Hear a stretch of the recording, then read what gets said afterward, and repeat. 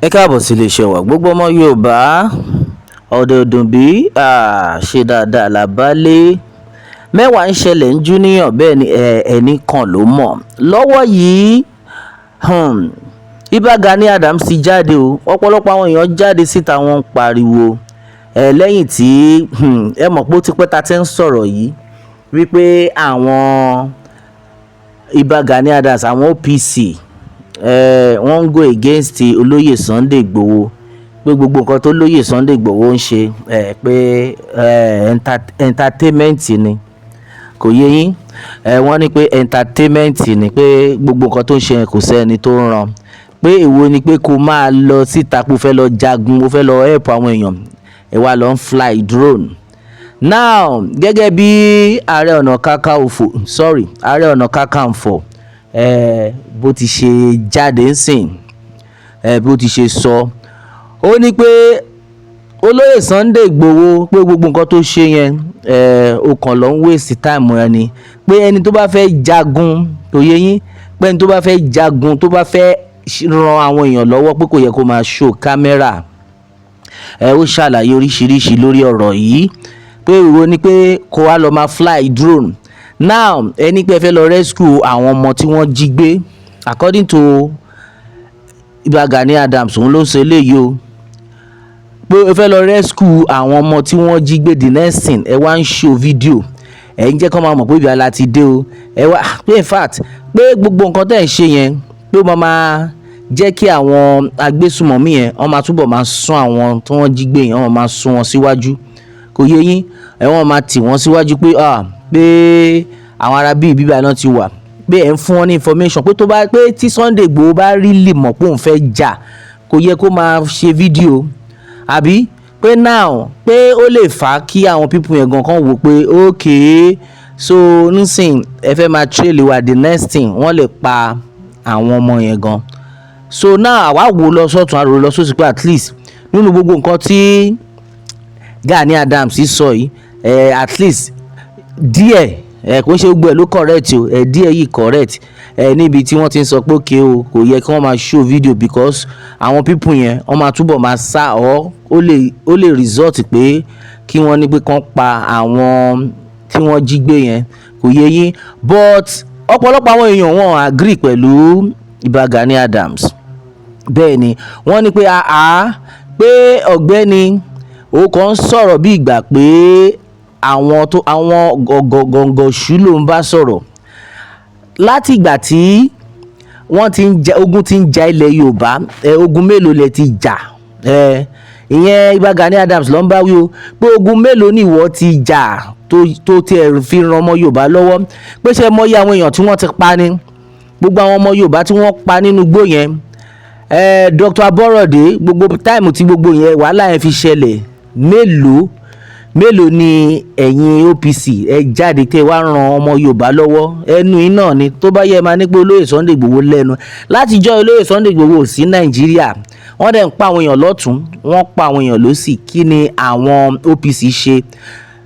Gani Adams jáde ó ní pé àwọn ti jagun gan pé àwọn ti bá àwọn èèyàn fa oríṣiríṣi àwa ti ń respect pé kí Gani Adams sọ pé òkè àwọn ti lọ jà nínú igbó pẹ̀lú àwọn bandit amúwọ̀ ọ̀dọ̀fin ni bàbá ń sọ ìjà tán lọ jà ní Festac nínú rà kí ló kan ìjà Festac pẹ̀lú àwọn tí wọ́n ń jí gbé nínú igbó ṣẹ́yìn náà rí nǹkan bẹ́ẹ̀ yẹn kí ló kan ìjà Festac pẹ̀lú àwọn tí wọ́n jí gbé nínú igbó ìjà inú Èkó à ń sọ̀rọ̀ pé wọ́n ń jí àwọn èèyàn gbé nínú igbó kò yé yín à ń sọ̀rọ̀ pé wọ́n ń jí àwọn ọmọ ìlú gbé nínú igbó ẹ̀yin wá bá wa pariwo ẹ̀ ń bá a sọ̀rọ̀ àwọn tí wọ́n wà nínú Èkó àwọn ọmọ Ìgbò àtọmọ Yorùbá tó ń bára wọn jà ṣé ìyẹn là ń bá yín sọ ni ó máa ṣe o náà ọ̀pọ̀lọpọ̀ àwọn èèyàn jáde pé wo bàbá yìí tó bá mọ̀ pé ó láyà ìwọ náà wọnú igbó lọ ìwọ náà lọ já tiẹ̀ ṣebí Sunday Igboho ti ṣe tiẹ̀ ìwọ náà ṣe tiẹ̀ wo ni pé kẹwàá máa ẹni tọ́lọ́run ti fi rán ẹni tó ti ń gbìyànjú tiẹ̀ ẹ wá ń try kẹwàá máa mú lọ́wọ́ dúró pé kò yẹ kó máa rí bẹ́ẹ̀. Now à ń sọ̀rọ̀ pé òkè o kí gbogbo yín kó kẹ́ cooperate ọ̀pọ̀lọpọ̀ àwọn èèyàn jáde pé kí ló wà nínú pé kí àwọn Àmọ̀tẹ́kùn àti OPC àwọn Àgbẹ̀kọ̀yà àti ìrù ẹkùn kí wọ́n jọ pawọ́pọ̀, kò yé yín, ẹ pawọ́pọ̀ kẹjọ ṣiṣẹ́ yìí.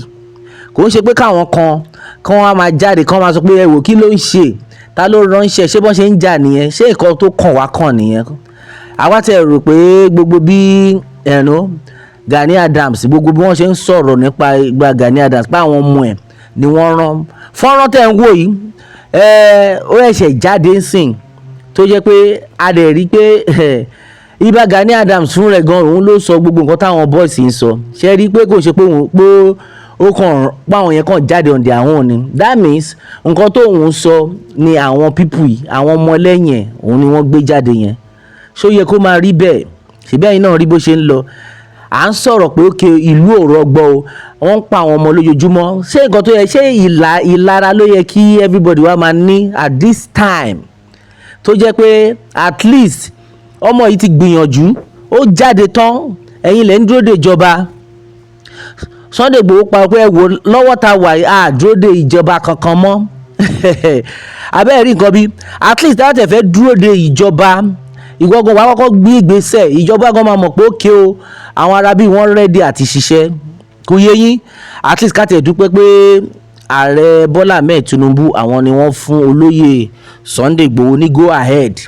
Kò yé yín, wọ́n fún olóyè Sunday Igboho ní go ahead pé ókè o ọ̀gbẹ́ni o carry on. At least olóyè Sunday Igboho make a move ni. Ká ní pé olóyè Sunday Igboho náà jókòó pé yẹ orígbà tí ìjọba bá pè mí. Ṣé ẹ rò pé gbogbo àwọn tí olóyè Sunday Igboho tí wọ́n ń gbà lẹ̀ yẹn, ẹ rò bí àwọn tí nípa gbogbo wọn dànù pé ó dìgbà tí ìjọba bá pè mí? No, ẹ máa make a move ni. Kò ṣe kẹ́kọ̀ọ́ máa sọ lórí paper okay máa send letter. No, wàá jáde, wàá ti wọnú gbó, wàá ti wọ kọ́nà táwọn ìjọba máa wò pé bọ̀bọ́ yóò ṣeré o. From there wọ́n máa rí pé ṣé ẹ rí nǹkan tó ṣẹlẹ̀ ni lẹ́yìn tí olóyè Sunday Igboho tó fún àwọn people yẹn níbi 2 hours, tó fún àwọn people yẹn 2 hours, ẹ dá àwọn ọmọ tẹ jí gbé, ẹ dá wọn padà. Bí bẹ́ẹ̀ kọ́ dóò kó ṣe gbọ́n ni wọ́n dá padà rẹ̀ lẹ́ẹ̀kan náà, but at least wọ́n respond. Ìbẹ̀rù yẹn gan ni ó wà lọ́kàn wọn tó fi jẹ́ pé wọ́n wò pé bọ̀bọ́ olóyè Sunday Igboho yìí òun nìkan la bẹ̀rù. Ṣèbá àwọn Fúlàní jáde wọ́n lóun nìkan la bẹ̀rù, páwọn bẹ̀rù ọlọ́pàá, káwọn Fúlàní kan tó lè sọ pé àwọn ò bẹ̀rù ọlọ́pàá, àwọn ò bẹ̀rù sójà, pé bọ̀ Sunday Igboho nìkan làwọn bẹ̀rù because wọ́n ti mọ̀ pé kò lè deceive àwọn èèyàn. Wọ́n ti mọ̀ pé Sunday Igboho kò sí bókobòko ò lè join wọn, àwọn Fúlàní kankan ò lè join wọn. Gbogbo bí wọ́n ṣe kó wọn sínú tán ti join iṣẹ́ army tó yẹ pé àti ẹ̀ wá mọ̀ the real one. Láìpẹ́ yìí náà gbogbo àná gbọ́ tí ọ̀gá àwọn agbésùmọ̀mí ní pé gbogbo àwọn tó wà nínú iṣẹ́ army boys òun ni wọ́n.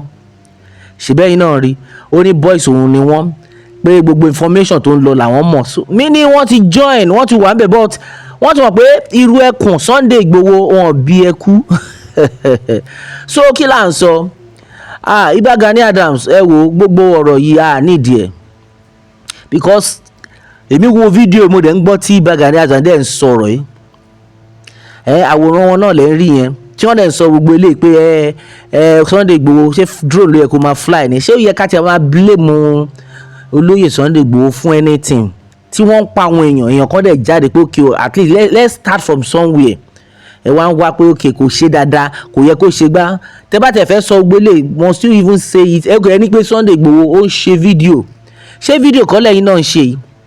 Tẹ̀kàn ń jáde ẹ rò bí àwọn èèyàn support na mo wo comment section wọ́n kàn ń gbé Ibà Gani Adams wọ́n kàn ń gbé ṣépè ni.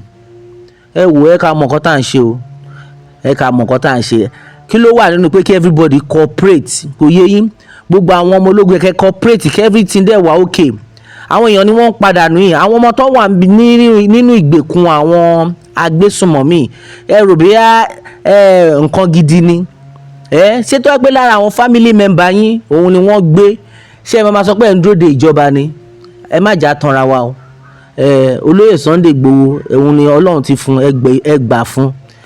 Àfi kí Elédùmarè kó ṣàánú wa ní ẹ̀yin ọmọ Yorùbá àníri jù báyìí lọ lórí eléyìí. A ó máa bẹ ọ̀bẹ níbẹ̀ ṣo àtẹlẹsẹ̀ abẹnàwò. Ẹni tó bá lámábọ̀ láàní dé bá kélédùà kó bùkún fún orílẹ̀-èdè Yorùbá. Ó dàbọ̀.